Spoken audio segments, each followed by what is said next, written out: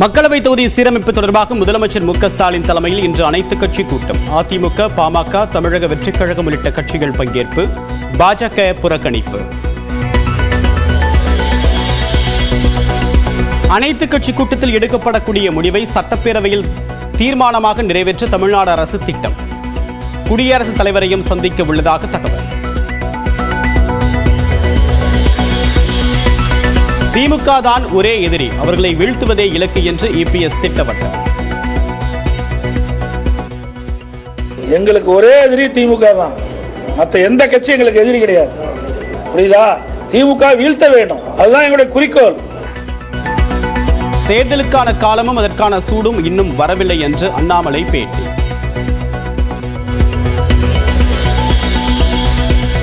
தேமுதிகவிற்கு மாநிலங்களவை சீட் தருவதாக கூறினோமா என்று எடப்பாடி பழனிசாமி கேள்வி. யார் சொன்னா? நாங்க தான் சொன்னோமா? சொல்லுங்க பார்க்கலாம். நாங்க தான் சொன்னோமா? யாரும் சொல்ற கேள்வி எங்களை கேட்காதீங்க சார். நாங்க ஏதாவது வெளிப்படுத்தணுமா? இபிஎஸ் கருத்து தொடர்பாக பதில் தராமல் சென்ற பிரேமலதா. தமிழ்நாட்டில் அடுத்த 4 நாட்களுக்கு வெப்பநிலை 3 டிகிரி செல்சியஸ் வரை அதிகரிக்க வாய்ப்பு. பிற்பகல் 12 மணி முதல் 3 மணி வரை வெளியே செல்ல வேண்டாம் என்று சென்னை வானிலை ஆய்வு மையம் வேண்டுகோள். குஜராத்தின் ஜாம்நகரில் வனவிலங்கு மறுவாழ்வு மையமான வன்தாராவை திறந்து வைத்த பிரதமர் நரேந்திர மோடி பறவை உள்ளிட்டவற்றுக்கு உணவு ஊட்டி மகிழ்ந்தார்.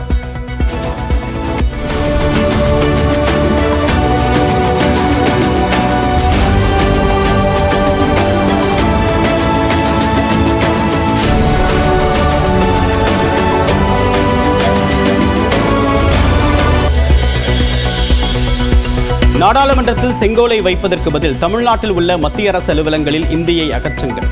தமிழ் மீது பெரும் அன்பு உள்ளதாக கூறக்கூடிய பிரதமர் நரேந்திர மோடி அதனை செயலில் காட்ட வேண்டும் என்றும் முதலமைச்சர் காட்டும்.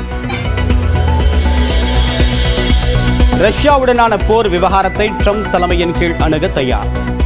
உக்ரைன் அதிபர் ஜெலன்ஸ்கி திடீர் அறிவிப்பு. சாம்பியன்ஸ் டிராபி கிரிக்கெட் தொடரில் ஆஸ்திரேலியாவை வீழ்த்து இறுதிப் போட்டிக்கு முன்னேறியது இந்தியா. 2023 ஆண்டு உலகக்கோப்பை தோல்விக்கு பழி தீர்த்தது.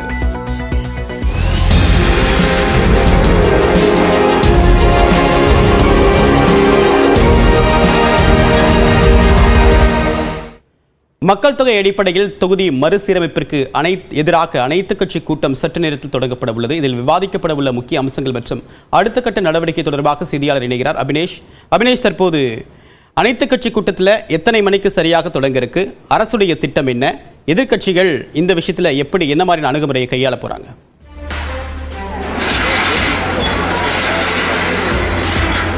தொகுதி மறுசீரமைப்பு தொடர்பாக தமிழ்நாடு அரசு இன்றைக்கு ஒரு அனைத்துக் கட்சி கூட்டத்தை ஏற்பாடு செய்திருக்கிறது. இந்த அனைத்துக் கட்சி கூட்டத்திற்கு மொத்தம் 45 கட்சிகளுக்கு அழைப்பு விடுக்கப்பட்டிருக்கக்கூடிய நிலையில் பாஜக மற்றும் நாம் தமிழர், தமிழ் மாநில காங்கிரஸ் ஆகிய 3 கட்சிகள் இதில் பங்கேற்காது என ஏற்கனவே அறிவித்திருக்கக்கூடிய நிலையில் சரியாக காலை 10 மணிக்கு முதலமைச்சர் மு.க. ஸ்டாலின் தலைமையில் தலைமைச் செயலக வளாகத்தில் கூடிய நாமக்கல் கவிஞர் மாளிகை 10வது தளத்தில் இந்த அனைத்துக் கட்சி கூட்டம் என்பது நடைபெற இருக்கிறது. குறிப்பாக அங்கீகரிக்கப்பட்ட கட்சிகளிலிருந்து 2 பிரதிநிதிகளும், பதிவு செய்யப்பட்ட கட்சிகளிலிருந்து 1 பிரதிநிதிகளும் இந்த கூட்டத்தில் பங்கேற்க இருக்கிறாங்க. தொடக்கத்தில் முதலமைச்சர் மு.க. ஸ்டாலின் கூட்டம் தொடங்கியவுடன் இந்த கூட்டம் தொடர்பான முன்னுரையை முதலமைச்சர் மு.க. ஸ்டாலின் பேசவிருக்கிறார். அதற்கு பிறகு கட்சியினுடைய பிரதிநிதிகள் இந்த கூட்டத்தில் தங்களுடைய கருத்துக்களை பதிவு செய்ய இருக்கிறாங்க. மிக முக்கியமாக மத்திய அரசு இந்த தொகுதி மறுசீரமைப்பு பணிகளை தொடங்க இருக்கக்கூடிய நிலையில் அதில் 1971ஆம் ஆண்டு மக்கள் தொகையின் கணக்கு அடிப்படையில் இந்த மறுசீரமைப்பை நடத்த வேண்டும் என தமிழ்நாடு அரசின் கோரிக்கையாக உள்ளது. அப்படி பண்ணாவிட்டால் தமிழகத்திற்கான அந்த எண்ணிக்கை என்பது குறையும் அப்படிங்கிறது தமிழ்நாடு அரசுடைய ஒரு மிக முக்கியமான ஒரு பிரச்சனையாக இருக்கிறது.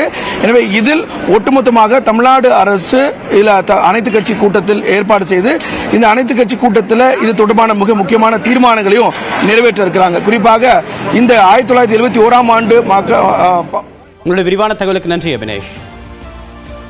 பாஜகவுடன் கூட்டணியா என்ற கேள்விக்கு எடப்பாடி பழனிசாமி மறுப்பு தெரிவிக்காத நிலையில் அதிமுகவுடனான கூட்டணி குறித்து பேசுவதற்கு சரியான நேரம் இதுவல்ல என்று தமிழக பாஜக தலைவர் அண்ணாமலை தெரிவித்திருக்கிறார். கோவை விமான நிலையத்தில் செய்தியாளர்களை சந்தித்த போது இது குறித்து பேசுவதாகவும் கூறியவர் அடுத்த சில மணி நேரத்தில் சென்னை வந்த போதும் இதனை கூறினார். ஒரே எதிரி திமுக தான், மற்ற எந்த கட்சி எங்களுக்கு எதிரி கிடையாது. புரியுதா? திமுக வீழ்த்த வேண்டும், அதுதான் எங்களுடைய குறிக்கோள். ஓட்டுகள் சிதறாம, அந்த சிதறுகின்ற ஓட்டுகள் ஒருங்கிணைந்து திமுக வீழ்த்துவதுதான், மக்கள் விரோத ஆட்சி வீழ்த்துவதுதான் அண்ணா திமுக தலையாய் கடமை. நாங்க பாஜக கீஜாக்களை 6 மாசம் கழிச்சு கேளுங்க. அவசரத்தில் பேச தப்பா போயிடும். சென்னையில் பத்திரிகையாளர் சந்திப்புல பேசுறேன், நான் எல்லா டீட்டெயிலா பேசுறேன். அமித்ஷாஜி இன்னும் 2 நாள்ல மறுபடியும் தமிழ்நாட்டுக்கு வர்றாங்க. அப்புறம் எத்தனை மாற்றமே வரும்? அதாவது எதிர்கட்சி தலைவரா இருக்கிறாங்க, ஒரு கேள்வி நீங்க கேட்கறீங்க, ஒரு பதில் சொல்றாங்க. நாங்க ஒரு கட்சி நடத்தி கொண்டிருக்கின்றோம், கட்சியில தொண்டர்களா இருக்கிறோம். எங்ககிட்ட ஒரு கேள்வி கேட்கிறேன். எல்லாருடைய நோக்கமும் திமுகவை 2026 வீட்டுக்கு அனுப்புறதா எந்த மாற்று கருத்தும் இல்லை. காலம் சூழல் இன்னும் 6 மாதம் 8 மாசம் இருக்கு, எப்படி வரும்? ஆனால் என்னை பொறுத்தவரை இன்னைக்கு இது ஒரு தேவையில்லாத விஷயமா நான் பார்க்குறேன். காரணம் பாஜக வளர்ந்து கொண்டிருக்கிறது, கட்சியை வளர்ப்பதற்கு முக்கியமான இது நேரமாக பார்க்கிறோம், கடுமையாக உழைத்து கொண்டிருக்கின்றோம். இன்னும் தேர்தலுக்கான காலமும் அதுக்கான சூடு இன்னும் வரல, வரும்பொழுது எல்லாம் பேசுவாங்க. அதிமுக கூட்டணியில் தேமுதிகவிற்கு தான் மாநிலங்களவை எம்பி சீட் என்று பிரேமலதா கூறி வந்த நிலையில் தாங்கள் அப்படி கூறினோமா என்று எடப்பாடி பழனிசாமி கேள்வி எழுப்பியுள்ளார். இந்த போதே கையெழுத்திடப்பட்டு உறுதி செய்யப்பட்டதுதான் ராஜ்யசபா. அந்த ராஜ்யசபா தேர்வுக்கான அந்த நாள் வரும் பொழுது தேசிய முற்போக்கு திராவிட கழகத்தின் சார்பாக யார் ராஜ்யசபா உறுப்பினராக டெல்லிக்கு செல்ல இருக்கிறார் என்பதை அந்த நேரத்தில் தலைமை கழகம் உங்களை அழைத்து அதிகாரப்பூர்வமாக நாங்கள் அறிவிப்போம் என்பதை இந்த நேரத்தில் தெரிவித்துக் கொள்கிறேன். தேமுதிகவுக்கு கடந்த கூட்டணி அப்ப ராஜ்யசபா அதெல்லாம் உரிய நேரத்தில், அதாவது இந்த கூட்டணி இதெல்லாம் விட்டுருங்க. நீங்க தேவையில்லாத கேள்வியெல்லாம் கேட்க வேண்டாம், புரியுதா? அது யார் சொன்னா? நாங்க தான் சொன்னோமா? சொல்லுங்க பார்க்கலாம். நாங்க தான் சொன்னோமா? யாரும் சொல்ற கேள்வி எங்களை கேட்காதீங்க சார். நாங்க ஏதாவது வெளிப்படுத்தணுமா? தேர்தல் அறிக்கை வந்ததில்ல, நாடாளுமன்ற தேர்தல் வந்ததில்ல, தேர்தல் என்ன வெளியிட்டோம் படிச்சு பாருங்க. அப்படிதான் நடந்துக்கும்.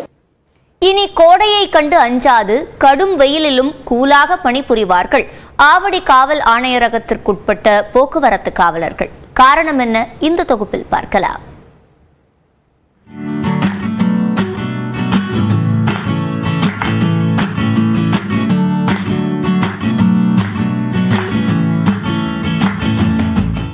இனி ஆவடி காவல் ஆணையரகத்திற்குட்பட்ட போக்குவரத்து காவலர்கள் சுட்டெரிக்கும் கோடை வெயிலிலும் ஹாயாக வாகனங்களை கையாள முடியும்.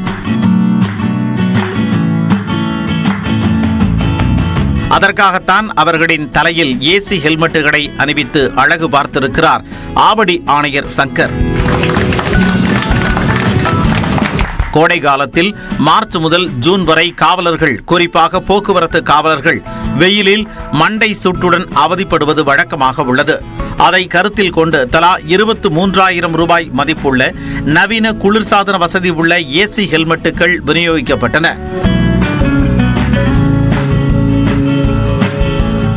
குளிர்சாதன வசதி கொண்ட ஹெல்மெட்ஸும் கொடுத்துருக்கோம். முக்கியமாக பாயிண்ட்ஸ்ல இருந்து அது கொஞ்சம் ஏசி எஃபெக்ட் இருக்கும். அவங்களுக்கு ரொம்ப வெயில் அதிகமாக இருக்கும்போது அவங்க பனி இருந்து ரொம்ப சிரமம் இல்லாமல் இருக்கணும் அப்படிங்கிறதுக்காக கொடுத்துருக்காங்க. தனியார் நிறுவனம் தயாரித்துள்ள இந்த ஹெல்மெட் பேட்டரியுடன் இணைந்து வருகிறது. பேட்டரியை இடுப்பில் சொருகியபடி தலையை கூலாக வைத்துக் கொள்ளலாம். George innovations private limited manufacture பண்ணிருக்காங்க. இது இந்தியன் மேக் தான், ஹைதராபாத் கம்பெனி தான் மேனுஃபேக்சர் பண்ணியிருக்காங்க. ஸோ இந்த ஒரு யூனிட்ன்றது ஒரு ஹெல்மெட் வித் பேட்டரி கண்டென்ட், ஒரு பேட்டரியோட சேர்ந்து தான் ஒரு யூனிட்ன்றது. இந்த பேட்டரியோட வெயிட் ஒரு 700 கிராம் இருக்குது, ஹெல்மெட்டோட வெயிட் ஒரு 700 கிராம் இருக்குது, பேட்டரியோட வெயிட் வந்து 800 கிராமு. ஸோ ரெண்டும் சேர்ந்து ஒரு 1.5 கிலோ வெயிட் உள்ள ஒரு ஏசி ஹெல்மெட்டு.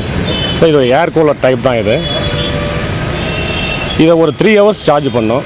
3 ஹவர்ஸ் சார்ஜ் பண்ணால் கண்டிப்பாக நம்ம 8 ஹவர்ஸ் யூஸ் பண்ணலாம். தலையின் கீழ்ப்பகுதியில் இருந்து மேல் பகுதிக்கு குளிர்ந்த காற்றை அனுப்பும் இந்த ஹெல்மெட்டில் ஃபேன் போல் காற்று வருவதற்கு ஒரு பட்டனும், ஏசியோடு கூலாக காற்று வர மற்றொரு பட்டனும் உள்ளன.